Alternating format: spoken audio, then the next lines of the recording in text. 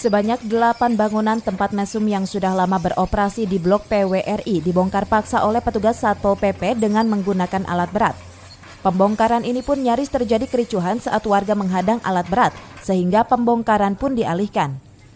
Kepala Seksi Operasional Satpol PP Kabupaten Bogor menyebutkan sebanyak 8 bangunan THM yang tidak memiliki izin sebelumnya sudah diberikan surat peringatan. Dari peringatan 1 hingga ke-3 namun tidak digubris oleh pemilik.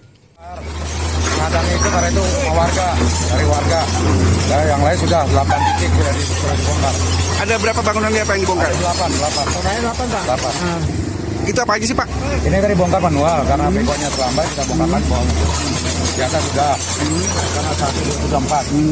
Itu tempat hiburan apa, Pak? Ya, tempat hiburan malam lah, maksiat. Baru ngomong remang. Halang. Jadi totalnya semua berapa, Pak? Total seluruhnya berapa tadi? 8 bangunan. Pembongkaran tempat maksiat merupakan program nongol babat atau nobat yang digalakan Bupati Ade Yasin ini terus digencarkan. Dari Tajur Halang, Kabupaten Bogor, Suhanda Abrizi melaporkan.